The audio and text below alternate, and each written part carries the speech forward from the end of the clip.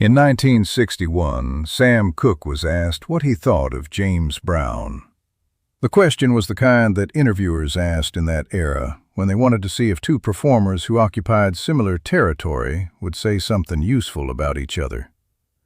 Sam Cooke thought about it for a moment, and then he said that James Brown was extraordinary, but that what he did was not, in Cooke's view, singing. James Brown heard about it. He never publicly responded. He never called Cooke out, never gave an interview that addressed it directly, never allowed himself to be drawn into the comparison in any forum that Cooke would have had to answer. What he did instead was walk onto stages and perform in a way that made the question of whether what he was doing was singing or something else entirely beside the point. To understand what Sam Cooke meant, and why the distinction mattered enough for him to make it, you have to understand what singing meant to Sam Cooke, not as a technical term, but as a description of a specific relationship between a performer and the people listening to him. Cooke had come up through gospel, through the tradition of Robert Harris and the soul stirrers, where the voice was a vehicle for something that had to be received rather than simply experienced. The congregation was not an audience, it was a participant. The singer was not performing at them, but with them, creating, in real time, a shared experience that required a specific kind of vocal presence, a specific kind of control and intention. This was the tradition Cooke carried. James Brown came from a different tradition entirely. His roots were in the church as well, in the screaming, ecstatic, possession-inflected gospel of the sanctified church, where the body was as much an instrument as the voice, and where the goal was not to deliver a melody, but to produce a state. Brown's genius was in reorganizing those elements for a secular stage. The intensity, the physical commitment, the call and response that treated the band not as accompaniment, but as conversation partner. What he produced on a stage was not primarily melodic. It was rhythmic, physical, overwhelming in a way that bypassed the ear and went directly to the body. When Sam Cooke said James Brown was not singing, he was not dismissing him. He was making a distinction that was, in his framework, real and important. That what Brown was doing was something else, something that operated by different principles and achieved different effects, and that calling it singing was a category error that obscured what made it extraordinary. The problem with the distinction, as it turned out, was that the world was about to decide it didn't need the category. The question of who was right, whether what James Brown was doing constituted singing, in the sense that Sam Cooke meant, is one of those questions that looks definitional, but is actually about something larger. It is about what music is for, about whether the goal of a performance is to deliver something that the audience receives with their mind and their heart, or to produce something that the audience experiences with their body and their nervous system, or whether those two things can be separated at all, and what is lost when you try. The decade after that 1961 exchange answered the question in a specific direction. Soul music evolved in a way that incorporated both elements, the melodic control and harmonic sophistication that Cooke represented, and the rhythmic intensity and physical immediacy that Brown had developed. Otis Redding carried both. Aretha Franklin carried both. Wilson Pickett carried both. The synthesis was not a compromise. It was a new thing, and it owed something to what both men had established as possibilities. James Brown went on to become, by most measurements, the most influential figure in the development of popular music in the latter half of the 20th century. His rhythmic approach became the architecture of funk and hip-hop in ways that are still fully present in contemporary music. Whether that constitutes singing, in Sam Cooke's sense of the word, is a question that stopped mattering somewhere around 1965, when it became clear that what Brown was doing had expanded the definition of what music could be, rather than falling short of an existing one. Sam Cooke's recordings, the voice in its specific register, the melodic control, the quality of presence that made each performance feel like a private communication with every listener, represent a different kind of mastery. The kind that depends on restraint and intention, and the relationship between a voice and a melody that has been understood and delivered with absolute specificity.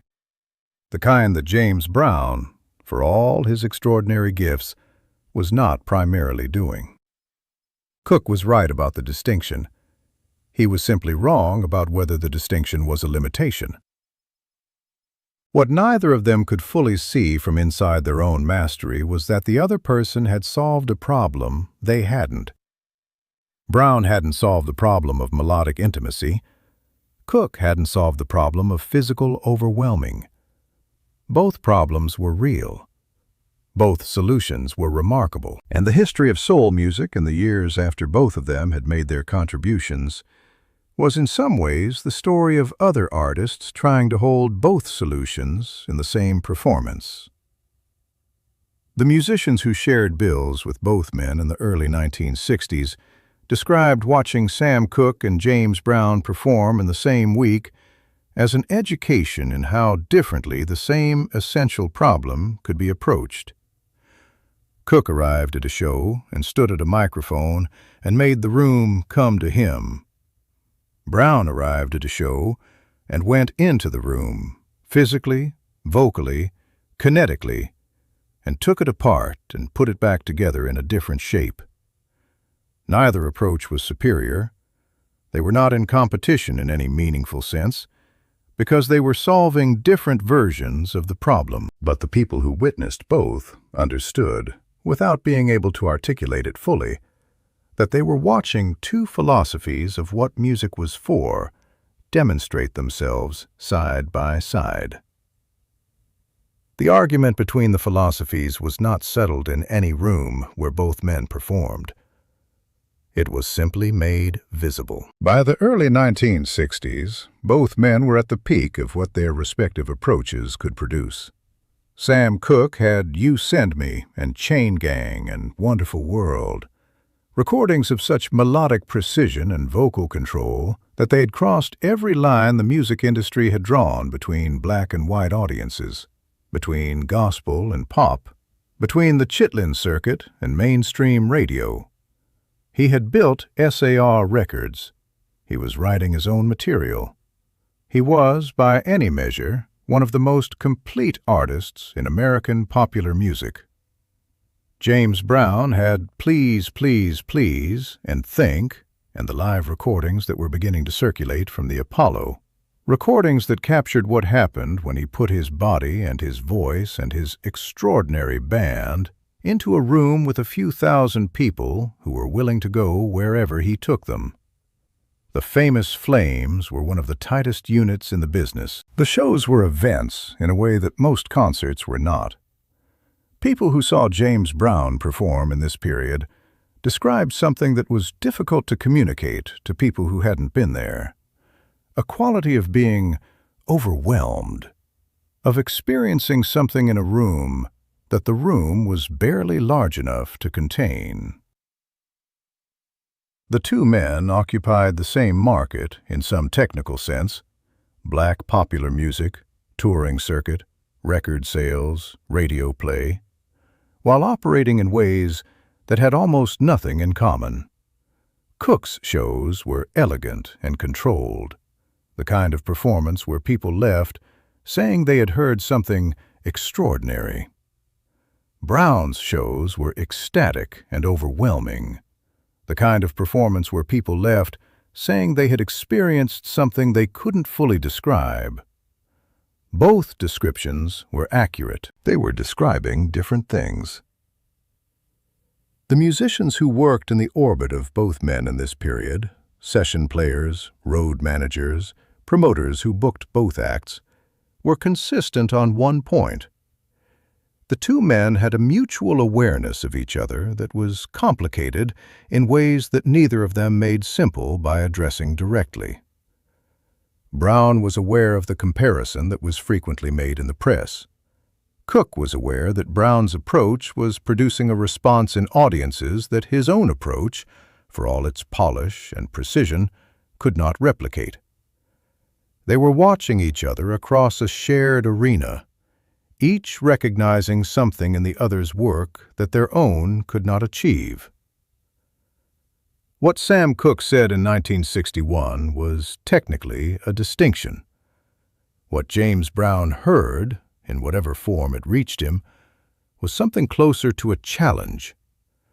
And what James Brown did with the challenge was walk onto a stage and make it irrelevant. James Brown never publicly responded to what Sam Cooke said in 1961. This restraint was itself a kind of statement. Brown was not a man who held back when he had something to say. His career was characterized by a willingness to say exactly what he thought in terms that left no room for misunderstanding. The silence on this particular point was deliberate, and it was more eloquent than any response would have been. What the silence said was, "Watch the work. The work will answer." And the work did answer. The Apollo Live album, released in 1963, is still considered one of the defining recordings in the history of American popular music. It captured what happened when James Brown performed, the specific quality of a room being transformed by something that was operating at a level beyond what any single technical description could contain. Whether that was singing or something else, it was undeniably real, and it was undeniably his.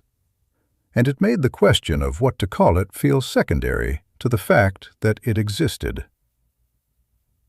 Sam Cooke, for his part, seems not to have revisited the remark publicly. He had made a distinction that he believed in a framework that was coherent and came from a real understanding of what the voice could do when it was used in the specific way he had been trained to use it. The framework was real. The distinction was real.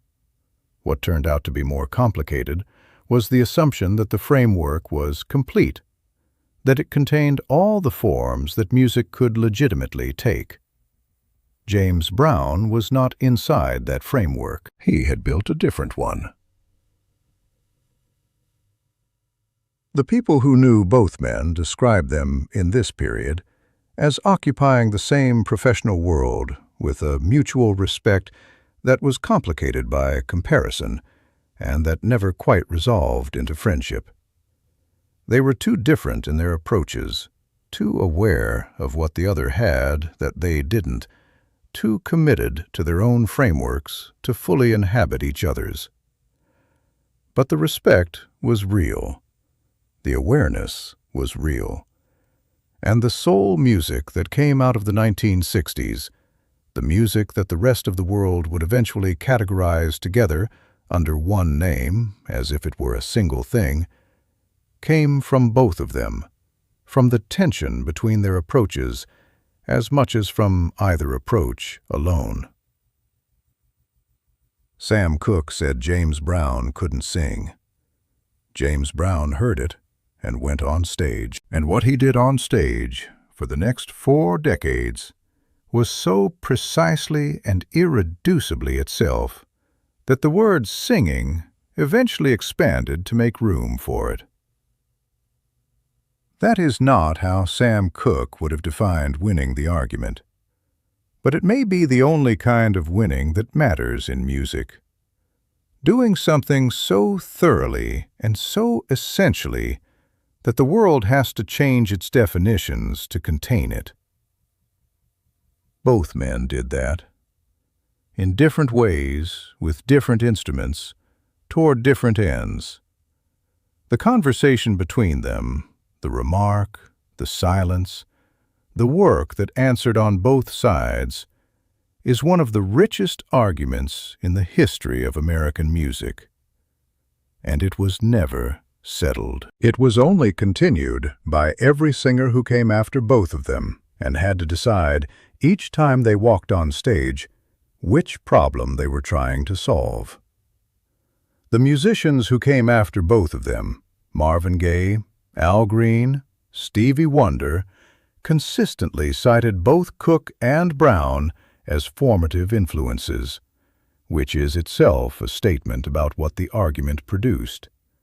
Not a winner, but a synthesis. A generation of performers who understood, from watching both men, that the melodic and the physical were not alternatives, but dimensions of the same thing, and who spent their careers trying to find the proportion that served the song. That proportion was different every time. It was different for every performer, and every audience, and every room. And the fact that it could be found at all, that soul music could be simultaneously intimate and overwhelming, melodic and physical, a conversation and a transformation, is in part because two men in the early 1960s had made such complete commitments to opposite ends of the spectrum that everything between them became possible.